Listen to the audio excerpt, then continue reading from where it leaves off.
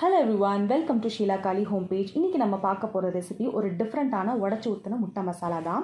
இப்போ ரெசிபிக்குள்ளே போகலாம். இதுக்கு நான் 2 பெரிய வெங்காயத்தை சின்ன துண்டுகளாக கட் பண்ணி எடுத்து வச்சுருக்கேன். இது கூடவே ஒரு பேஸ்ட் ரெடி பண்ணுறதுக்கு பிளேட்டில் ஒரு பெரிய தக்காளி, 10 பல் முந்திரி, ஒரு சின்ன துண்டு இஞ்சி, 7 பல் போல் பூண்டு, ஒரு பச்சை மிளகா எடுத்து வச்சுருக்கேன். இதுக்கு நான் நாட்டுக்கோழி முட்டை எடுத்திருக்கேன். ஸோ 6 முட்டை எடுத்திருக்கேன். நீங்கள் உங்களுடைய தேவைக்கு தகுந்து எத்தனை முட்டை வேணால் எடுத்துக்கலாம்.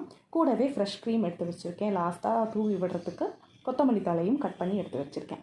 இப்போ ஃபர்ஸ்ட் நம்ம இந்த பேஸ்ட்டை அரைச்சிக்கலாம். ஸோ ஜாரில் நம்ம ஆல்ரெடி எடுத்து வச்சுருக்க தக்காளி, இஞ்சி, பூண்டு, முந்திரி, பச்சை மிளகாய் இது எல்லாத்தையும் சேர்த்து நல்லா ஒரு ஃபைன் பேஸ்ட்டாக அரைச்சி எடுத்துக்கோங்க. இப்போ ஒரு பேன் வச்சு அது நல்லா சூடானதுக்கப்புறமா அதில் 2 ஸ்பூன் ஆயில் ஊற்றிக்கோங்க. இதில் 2 கிராம்பு, ஒரு சின்ன துண்டு பட்டை, ஒரு பிரியாணி இலை சேர்த்து கூடவே நம்ம கட் பண்ணி வச்ச பெரிய வெங்காயத்தையும் சேர்த்து நல்லா உப்பு போட்டு வதக்கி எடுத்துக்கோங்க. இது ரொம்ப வதக்கணும் இல்லை, இது நல்லா கண்ணாடி பதம் வர அளவுக்கு வதக்கி எடுத்தால் போதும். இது இந்த மாதிரி வதங்கினதுக்கு அப்புறமா இதில் நம்ம அரைச்சி வச்சுருக்க பேஸ்ட்டை சேர்த்து நல்லா மிக்ஸ் பண்ணி விட்டுக்கலாம். இப்போது இதில் 1/4 ஸ்பூன் மஞ்சள் தூள், 3/4 ஸ்பூன் மிளகாய் தூள், 1/4 ஸ்பூன் மிளகுத்தூள், குழம்பு பொடி 1 ஸ்பூன் சேர்த்துருக்கேன். நீங்கள் உங்கள்கிட்ட குழம்பு பொடி இல்லை அப்படின்னா நீங்கள் மல்லித்தூள், சாதா மல்லித்தூள் கூட சேர்த்துக்கலாம்.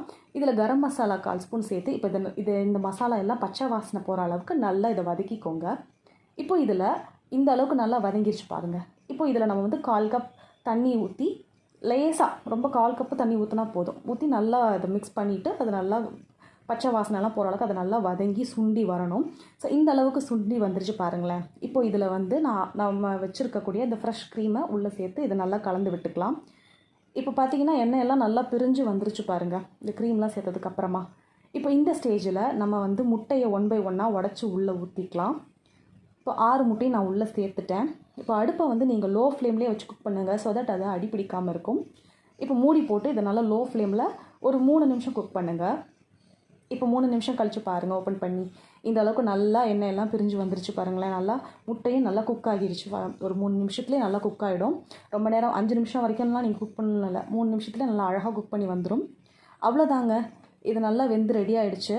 லாஸ்ட்டாக நீங்கள் கட் பண்ணி வச்சுருக்க கொத்தமல்லி இலை ஆட் பண்ணிக்கலாம். அவ்வளோதான். இந்த ரெசிபி நீங்கள் எது கூடலாம் காம்பினேஷன் பண்ணி சாப்பிட்லான்னா ரைஸ், சப்பாத்தி, தோசை இது எது கூட வேணாலும் வச்சு சாப்பிட்லாம். அல்டிமேட்டாக இருக்கும்.